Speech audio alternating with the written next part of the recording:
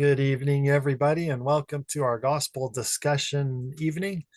And I'd like to say we have something wonderful planned this evening, except for the fact that I would be lying because I don't have anything planned. But we'll see how things go. Do we have a volunteer for an opening prayer? Yes. Thank you. Please go ahead. Dear Heavenly Father, thank you for this day. Thank you we could have this meeting. Please open this meeting. In the name of Yeshua Messiah, Amen. Amen. Oh, man. Short and sweet and to the point. All right.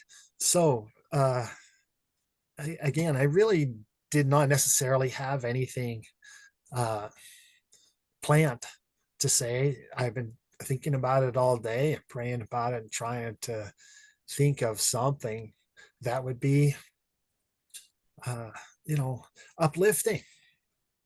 And I see a couple of little white lambs jumping around out the window there. And that's kind of uplifting. They're bouncing around and they look just like the cartoons hopping around. So it's always exciting.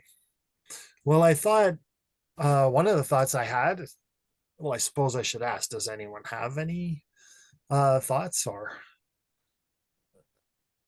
a nice topic? Nope. Well, one of the thoughts I had was to kind of try and continue on a little bit from last week, which last week was a little bit more about creating eternal wealth, really, eternal spiritual wealth. And and I thought that was a nice topic to discuss, and I thought maybe we could continue on from there a little bit. So one of the things I was thinking of was, of course, uh, the concept of creating a very spiritually wealthy afterlife and what we need to do to accomplish that. Um, and there are many things I think we could start right from scratch and say our ability to live peacefully and not not even encroach anywhere near breaking any commandments, because commandments are all about not hurting other people. So we can get that one down pretty good, and that would be nice to live in heaven where people didn't run around hurting each other. Another aspect of this would be, of course, the virtues, you know, being good at being patient and temperate and charitable and kind and nice. And I was speaking with someone who thought that why would we ever need those virtues if everybody in heaven was nice to me? And I thought that was an interesting way to ask that question. So I would like to answer that question. Uh, Perhaps first, very silly answer, but believe it or not, you know, all of us have a chance to get to heaven, which means if you're there and I'm there, then we're going to see things and do things differently, just like we see and do things differently here. Of course, we won't be breaking any commandments. We're not going to be hurting each other, and stepping on each other's toes or anything else. But we still have to interact with the virtues. By using the virtues, we still have to interact with each other. Everybody is different in heaven, just like everybody is different here. And so we do need the virtues. We do need the ability to be patient with each other because, George over there is going to be in heaven. And he's still going to have his same goofy sense of humor that just about drive a guy nuts. We still going to need that patience, because you remember in heaven, George is thinking, hey, everybody's going to think I'm a funny guy. And the rest of us are thinking when we get to heaven, George might actually develop a real sense of humor. Now, do we see where we went wrong in our thinking? Right? George is still going to be George. That's one thing. The second thing where we went wrong is, what makes you think your way of viewing humor is the correct way? And why should George have to change? Maybe George is right and you are going to change. Uh-oh, now we're in trouble. So instead of imposing our will upon everybody, let's just take this one step further. Let's just take it to just complete rationalizing, not rationalizing, reason. Just plain old simple logic. 1 + 1 = 2. Let's just take this to logic. If George is still going to think his humor is funny, if you are still going to think his humor is not funny, we're all going to be there and we're all going to need virtues. George is still going to be George. And unfortunately, we are still going to be ourselves also. That's why we're here upon the earth. We have this beautiful place here to try and develop ourselves, develop our virtues, develop how much we can get along with George and his sister, Georgina. What a silly thing. I don't know. I knew a Georgina. I worked with her once. She was, no, not work. Went to school with her. She was funny. Yeah. So let's see if in heaven, people aren't going to be hurting each other or stepping on our toes, then that means we aren't going to be stepping on other people's toes, which leaves things highly subjective. We cannot expect that everybody else will be behaving a certain way and we will not. We cannot think that the way we think is right is going to be the end all of what's right. Therefore, we are going to need to continue to develop ourselves, and we are going to need all the virtues we can get. We're definitely going to need them. And this is a great place to build those things. And one of the things, like if you want Heavenly Father or the Lord to come out and give you a big hug, I will let you in on a little secret. Don't complain about George. I feel really bad because everybody named George is going to think I'm talking about them. But don't complain about George, right? In your daily life, in your prayers, in your thoughts, and your feelings, don't complain about George. And instead work on your patience. Work on your patience. And then when you go to the Lord at the end of the day, don't say, hey, did you see how much patience I had with George? That sentence in and of itself, is really you putting down George, because you needed patience with George. To view that from an outside perspective, if your child came to you and say, hey, did you see how much patience I had with you today? There's kind of a, that's a very delicate thing to approach. Maybe we shouldn't do that. Maybe we shouldn't go to the Lord and say, did you see how much patience I had with George? Yeah, that's a little too revealing about our own need for progression. We're failing. So let's not say that. Let's not think that way. Instead, let's just have lots of patience And if you did have a ton of patience with your best friend George, I mean, he is your best friend after all. You go fishing together, you listen to his funny jokes, and you even tell silly jokes back, and you know, he is your best friend. I mean, who else would put up with you like he does? George never takes offense to you. George is your best friend. Why are we losing patience with George? If we're looking at it that way, it's not George, it's us. Yeah, so we are definitely in need of the virtues. We will need them there in the afterlife. We will need them with George. And I will tell you something else. Communication there goes a lot deeper than it does here. You know, in other words, the thoughts that George thinks out loud, we'll be able to hear. And our thoughts that we go ahead and blab out loud, you know, you're thinking those thoughts, George is going to hear.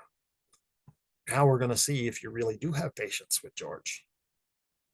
And it's going to make you awful sad when you find out that George is actually a pretty nice guy in his thoughts. And to him, you're a best friend. So now all your loss of patience with poor George going to make you feel kind of sad about yourself a little bit. We are going to need these virtues, and we're going to need them in our thoughts too. So if we actually had that real patience, even in our thoughts and our feelings, I mean, it never bothered us at all. What would you say to Heavenly Father at the end of the day? You wouldn't say anything about it because it never bothered you. You didn't think yourself so wonderful that because you had patience with George. Because as soon as you think you needed it, your heart wasn't quite in the right place to begin with. So we need these virtues. We need to practice them, and we need to practice them today. But if you really want that hug from the Lord, do the virtues. Be them. Be them to the degree that you forgot all about it. I mean, it didn't bother you. In fact, you were happy with George telling you silly jokes. Why not? You love him. He's your best friend. He's the only guy in the world who puts up with you to that degree. What if you thought he was a wonderful guy? Well, then you would go to the Lord and you'd be saying, you wouldn't believe the funniest joke George told me today. And you'd tell the Lord. Well, as long as it's a good joke, and George is good, so it's a good joke. Do you see? You've developed patience for so long.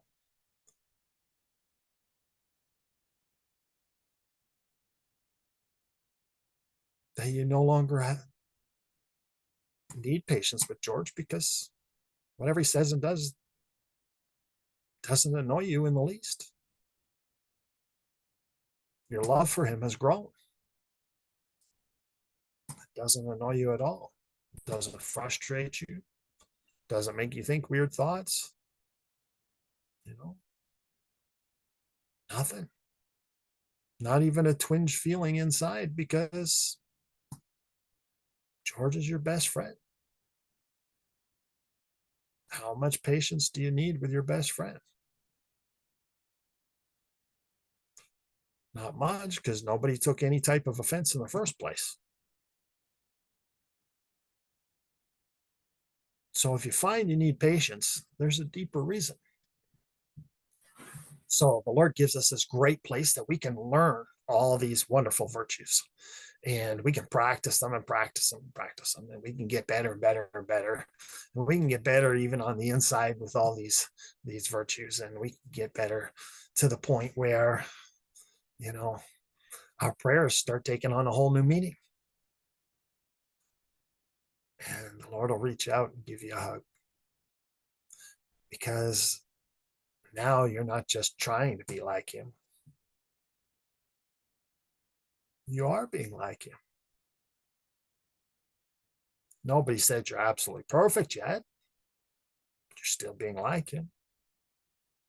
Because you never ever took offense. So I know I'm kind of splitting hairs when it comes to definitions of words, but if we look at it in this way with all the virtues, we will see that what we really should be focusing on is practice. Practice keeping the virtues, practice learning the virtues, practice them all the time. Get excited about practicing the virtues. Get excited about trying to whether it's working on patience or temperance, whether it's working on love or brotherly kindness, whether it's working on humility, meekness. Get excited that the opportunity comes. We're going to need those things. And the better we get at them now, and if we look at it through the eyes of schooling, of education, of getting better at something, of practice, of training ourselves, if we look at it as, being able to get good enough that maybe we can get on one of the teams of angels up there, that'd be fun. We get to do all kinds of fun projects. But we need those skills to be able to do that. I mean, if we don't have those skills, we can't get on a team of angels. They need those skills. They use those skills all the time. And so do we. We absolutely need those skills. Remember, this is where we are building our own future, our own inheritance. In other words, we're building our godhood. And it's not going to be a magic wand where somebody says you pass and, stamps the back of your hand so you can get in the door again. That's not how it goes. You get to come into heaven and,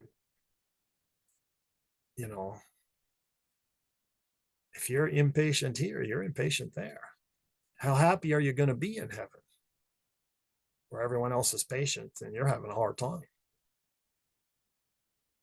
Then you might want to take a little break and you might go to the outskirts of heaven a little bit just so you could be around other people who are more like you. So I think that this earth is a great place to train and a great place to exercise and really stretch our spiritual muscles and learn to be patient with each other, learn really never to take offense in the first place. Never get annoyed in the first place. If you find yourself getting annoyed, there's a different issue. It's not George. And it is true. Some people do cause us a great deal of harm. And some people do it on purpose. All that is very true. This also gives us a greater chance at actually practicing. So it is very true that some people do some of these things on purpose, to cause problems. But yet, what is our best response? Our best response is, of course, being patient anyway.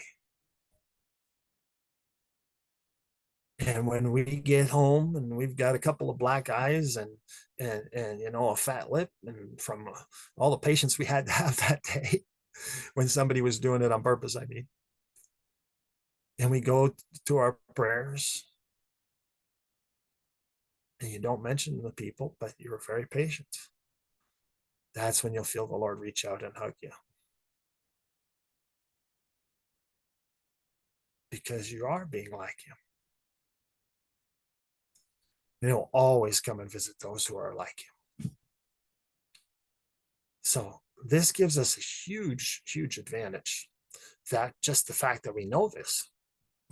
So now we can go about, you know, making sure every day we make sure we're not breaking the commandments in any of the four directions. We make sure that we are keeping the virtues, and we're learning them and practicing them, and even excited about practicing them. You know, and we learn them and we get better and better. And then it's time to get even a little bit better than that. These are just the basics. And it's like starting off in kindergarten, grade school, you know. The basics are, you know, don't hurt each other, be nice to each other, right? We learned that in kindergarten. Well, some of us, but that's what we're taught. And we try very hard to do these things.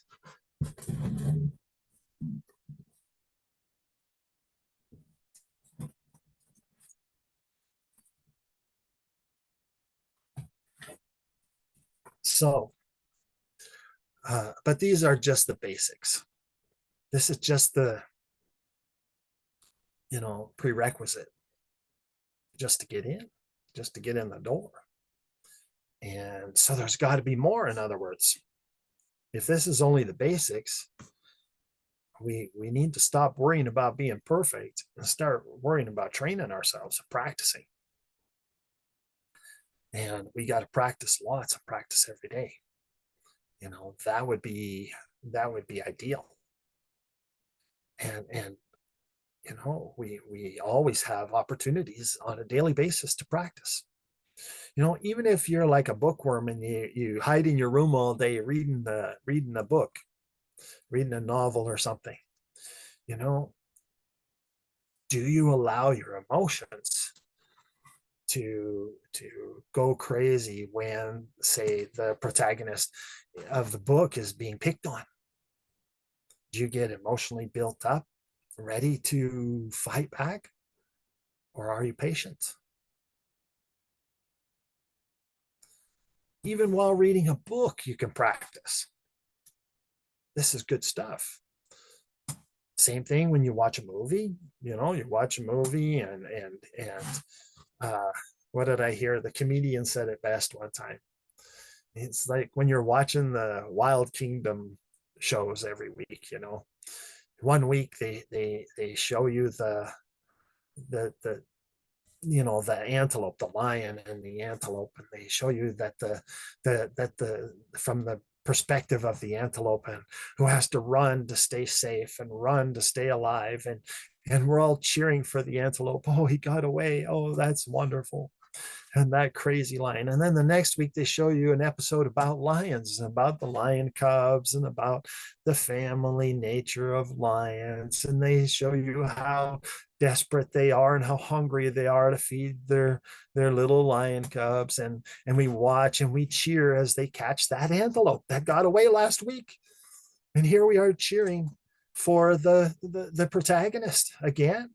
And it really depends on what viewpoint that the movie makers use, of course, and it gets us all emotional. But can we be I mean, emotion can be a good thing, don't get me wrong. Of course we can be happy and cheerful and glad and try and help wherever we can. We do need to avoid those emotional pitfalls, though. You know, the grumpiness and the anger and the frustration and the blaming somebody else, and feeling that you know, insecurity and anger that would come from watching the lion catch the antelope. You know, we need to be very careful, because sometimes we are the antelope and sometimes we are the lion. And so we need to be very careful and make sure that we are still patient and kind and considerate and humble and meek, even when we're watching shows. This is an important aspect of the gospel. So no matter what situation we're in, we can practice the virtues at all times in our lives here upon the earth. And this is just the basics, just the bare necessities. I like that song. Just the bare necessities of heaven. It's just making sure that we're not harming each other, and making sure that we have the virtues to interact with each other. And of course, that goes without saying, it's not up to us to judge the person who's harming, and it's not up to us to judge if the other person is living the virtues well enough. We really only have control over ourselves, so we must therefore only um, we must take the responsibility ourselves in all situations, even when someone is pressing upon us and when they are encroaching upon us. Then we still must take that responsibility ourselves and improve ourselves. And that's where it gets kind of tricky. So we do have to be very careful. And so in this regard, there are certain little things that we can do that do help us. And they help us progress a lot faster. In other words, daily life, and daily interaction in this world is full of challenges, and it's full of little trials and little temptations, and it's full of all kinds of challenges. We don't need to challenge each other. We don't need to put pressure on each other. We don't need to test each other. We don't need to judge each other. I mean, there's enough pressure in this world as it is. So all we really need to do is look at ourselves, right? We just look at ourselves. Am I causing a problem somewhere? Can I change my behavior so I don't cause any problems? Yep. Can I interact with the virtues a whole lot better than I am? Maybe a whole lot deeper. There's always another layer to peel off where we can go deeper and deeper and deeper, unless, of course, we start thinking we're better than the Lord. Then I think that blasphemy in and of itself would get us into trouble. It certainly would block us from progressing. So there's always another layer. If you think you're doing pretty good, great, congratulations, that's wonderful. I shake your hand, have a nice day. Now get better. Right? Take it to a whole nother level. If you think you already achieved all the levels, why are you still here? Just plain and simple reason dictates that you have not. So if you had, you'd be translated. So it's time to peel off another layer, not worry about anything else. These are all really good things. Now, there are some secrets, or not really secrets. I mean, we talk about them all the time, but there are some little keys that help us. For example, we're very careful as to what we put into ourselves. In other words, we don't make our life harder. So what would make your life harder? Okay, I'll use myself as an example. When I was a young guy, I used to like martial arts and martial arts movies and all those action things and Chuck Norris and I would watch those movies all the time. Now, when it came time to get in a scuffle at school, I didn't have any problem jumping in. Why is that? Well, for myself, I noticed it was definitely because I put that stuff into my mind all the time. It was normal. It was acceptable. I was rooting for the protagonist in the show, right? So I had my excuses, my reasons, my beliefs were based on that show. You know, there's a reason why we are told to read the scriptures often every day, because that is one of the inputs that we need in order to train our mind and our heart how we are supposed to respond. Of course, that can be dangerous also, because some people will actually take and twist that input into making believe that it says something it does not, and that it backs up their beliefs. So this is dangerous. But we do have an opportunity to control the input. And the more that you watch movies where there's violence and revenge and that sort of thing, the more you become okay with it, even into your own life. The more you watch movies where people are healing, helping, and guiding people, creating peace, the more that becomes your reality. The more you sit and contemplate all the terrible things that happen to you in a day, the more that becomes backed up in your psychological profile. And the more you become like that, you are making life harder on yourself by doing those things. And so we have to go back to the beginning of this lesson.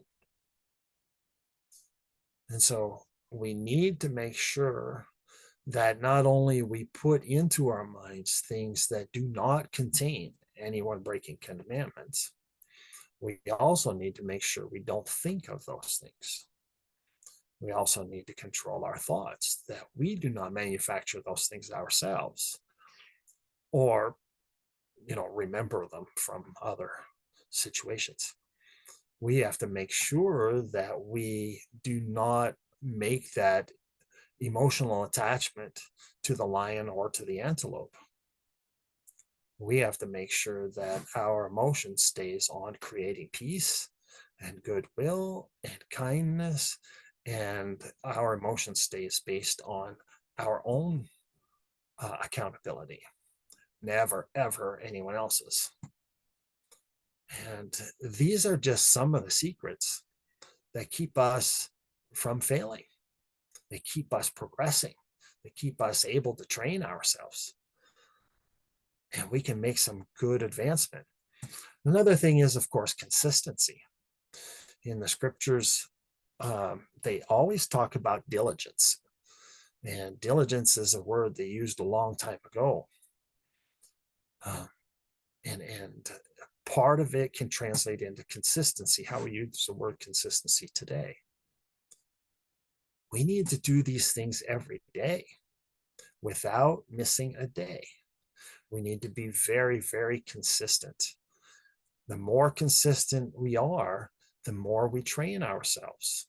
And the more we train ourselves, the stronger we become, until pretty soon we don't take offense in the first place. And we've actually progressed then, because we no longer need that lesson, because we are the epitome of that lesson. And we never got to the point where we needed patience in the first place, because we never took offense. Right? You ever notice when some people need to let it out, they say they need an outlet for their anger, and they go and they look for it, whatever it might be. They might go into a room, close the door, and scream. They might go and beat up a pillow. They might go and get a little salt gun and go around their house shooting flies and cheering every time they get one. They need an outlet, right, for their anger, they think. And yet we're told to forgive. And they think, if I don't have an outlet, then it's going to build up. If I just kept forgiving, it's going to build up. Herein is the problem. You're misunderstanding.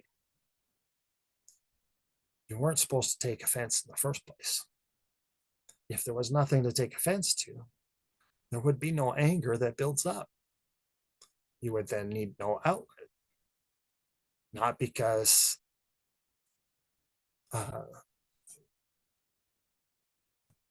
somebody's coming in, not because you would need no outlet, really, because you never got angry in the first place. You were always happy. So why would you need an anger outlet if you're not angry? Right? So the problem still lies within you. You have to be sure to continually train your mind what to think about. And do not allow it to think negative thoughts at all. And in doing so, you have to make sure you don't feed it negative. Don't feed it bad books and movies and stuff. And when I stopped all those martial art movies, I never had a problem like that again. Because it was easy to keep training yourself, easy to train your emotions after that. Just start feeding good things. Then with a little bit of training, off you go. So it's just some ideas. Anybody have any ideas about any of this stuff before I go any further?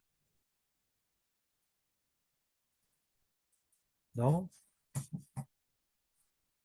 Well, let's see. What can we go next? I have a thought. Sebastian here. So recently I was hired in a security company and I guard a courthouse most of the time. And one of the things I had to learn very rapidly, and this is my second week working for them, is guarding the tongue really is that important. I saw so many horrible things happen, not terrible on the grand scheme of things, but on an individual level for individual people, all because they ran their mouth and made things so much worse for themselves and everybody else. So ultimately, it's good to control one's tongue, not just for oneself, but for the benefit of absolutely everyone. Of course. Yeah, I've seen it go south very rapidly guarding at the courthouse. So, and I thought about that and I thought, wow, one word changes everything. So, yeah, I thought a lot about that. And then you said what you just said. And I thought, yeah, I remembered observing that. Excellent. Excellent. Thank you. Mhm. Yep. So there are many different. I actually have a comment as well. Oh, go ahead. Well, it actually relates to what you said earlier. I was reading a book, and the protagonist was it was having trouble with bullies. The same thing as you said, and I remember thinking, there are conflict resolution classes that you can take. There are ways to actually deal with bullying problems that aren't just fighting back or not doing anything until you fight back later on. There are ways to be nice to people and make friends even when they're not nice to you.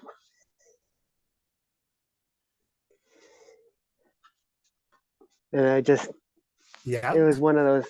Absolutely. It would have been a very short book if they did it. Yep. That is true. Yeah, I think it's great personally. I think if a person went on the YouTube and instead of looking up all their goofy stuff, go on there and look up things like nonviolent crisis intervention courses and look up negotiation courses. Look up these types of things where you could actually learn the skills of a peacemaker and become a peacemaker. I know, in the gospel, peacemakers, they only get to be called the children of God. So, I mean, nobody wants that. That's why they don't go after it. But this would be, that would definitely help people and give people a lot of skills. A lot of skills. You'd be putting good stuff into your mind all the time. Yeah, instead of all that negative stuff. That would be super good.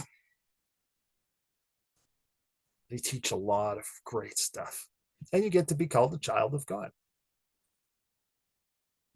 And Father comes and visits his children. So that's a great one. Thank you.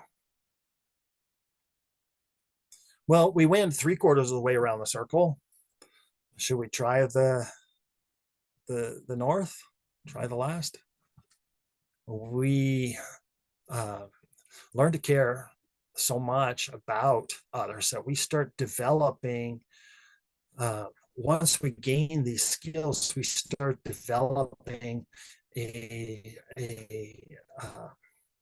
sort of a little heaven around us in our own life, because we are taking care of our environment, making sure that within our own choices we choose always good things. And because we are actually actively becoming a peacemaker and actually learning those skills, and sometimes it can take years, but we are learning those skills and we do get better at them until the point where we never have taken offense. We never get angry, we never get annoyed, we never get frustrated, because those things all root from something else. That is a selfishness inside of us. But once we get to that point, now we start creating. Now we start living that heaven around us. Who else can really help us? It's only us who can do it. And it's in where someone else is responsible for part of it. We have to be solely responsible for 100% of it, all of it. And then once we start doing that, now we're actually gaining those skills that we need in heaven, and we become spiritually wealthy. We become so spiritually wealthy that when we go to heaven, we will do the same things there. And we will be able to actually create, I'd like to say create our own heaven, but that's not really the words I'm looking for at the moment. So let me tell you of a little experience of someone. This person went and was praying a lot, trying to learn the gospel, and was eventually baptized and taught the gospel and tried very hard to change their lives. Life in accordance with the gospel. Tried all these the first 3 steps there, and changed their life a lot. And one night they had a dream, and it was different than the other dreams. In this dream, they actually felt like they were transported to heaven, and actually saw came to heaven, was talking to the Lord, talking to Heavenly Father, Heavenly Mother. They ended up showing this person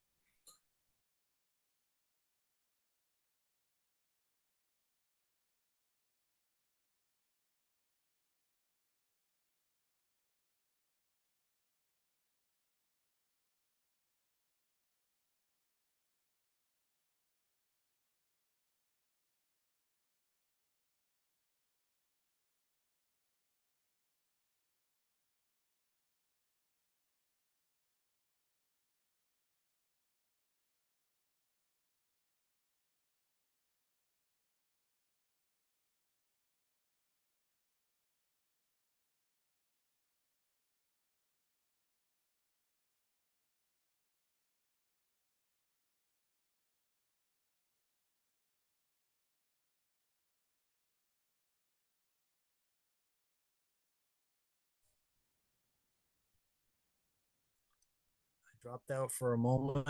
I don't know if anybody can see me again. What do you say? Is anybody there? Can anybody hear me? We can hear you. We can't see you though. Right, we hear you, but we don't see you. I agree. Well, Yeah, we lost you not during even the sure if the dream. recording can. I can see everybody.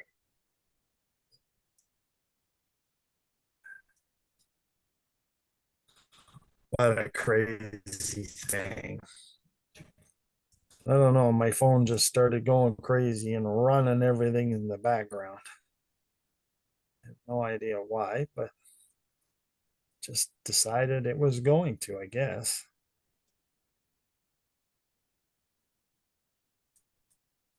So must be that time of night again.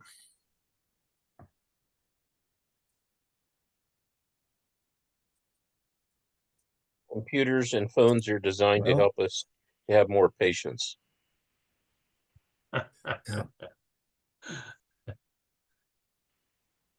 Well, there you go. Who knows what's going on?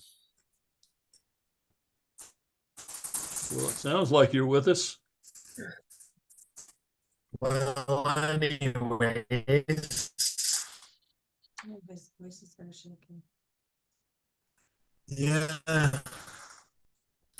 It came up with a error thing or something.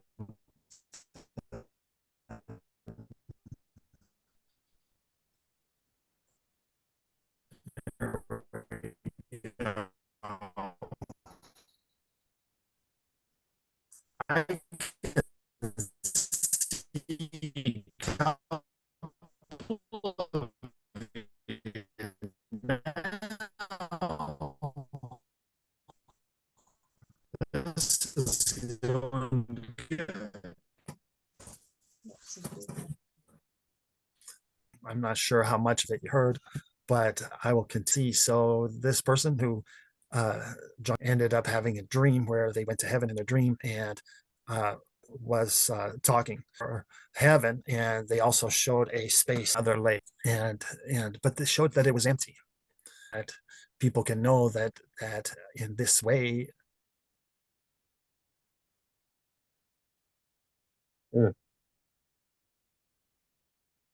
Well, I was working.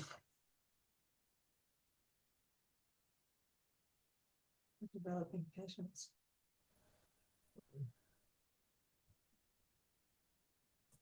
We see you Well, now. anyways, that is the story, and this will allow us the privilege of why we get to keep working on our virtues. So, and now everything's frozen again. We can hear you right now. Story. And see Oh, you. excellent. I can see you. Yeah. Well, that part's good. All right. We got the first half of the story, but we missed the Punchline. punchline. Yeah, punchline.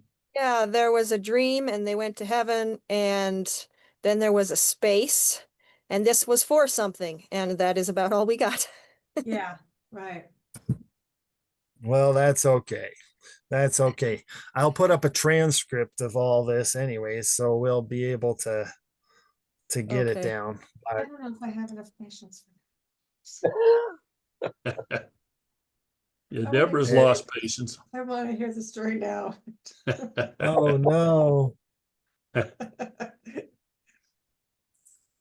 Well, I have no idea what's wrong with the connection, but it decided it was time. So it's time, I guess. So maybe we should end there. I don't know. This the extra space was to expand heaven, and it's up to you. Each of us can expand heaven. Right.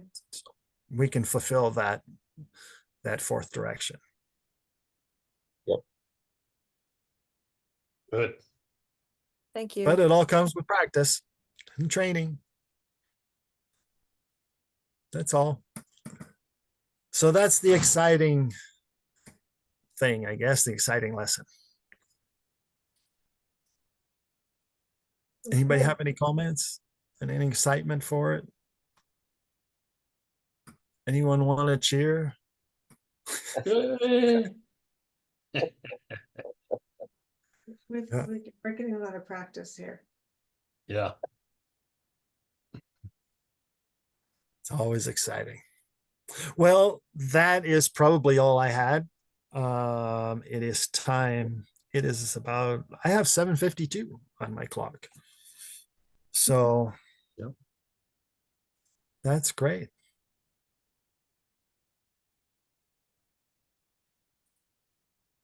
Well, Thank you to very me, much. it's exciting. So yeah, it's good.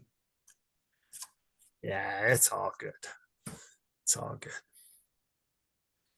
So, well, now that we know what it's for and we went through the North Step a little bit to know how to create that ourselves, or at least just a hint towards it a little bit. There's lots more to learn there, of course. We don't normally go through the North teachings very often, but there is a lot there to learn. And if we can start doing that, you can see that each step by step, has to be done in order to reach that, because we need all those previous skills. And we could actually help expand heaven. So, okay, this has been a wonderful time, I think. And do we have a volunteer for a closing prayer? Yes, we do. All right. Go ahead. Dear Heavenly Father, we thank that we could gather and have this meeting.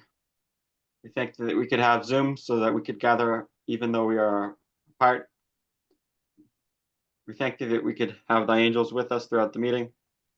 And please bless that we remember all the lessons learned. And in the name of Yeshua Messiah, amen. Amen. Oh, man. Thank you very much, everybody. Thank you. Thank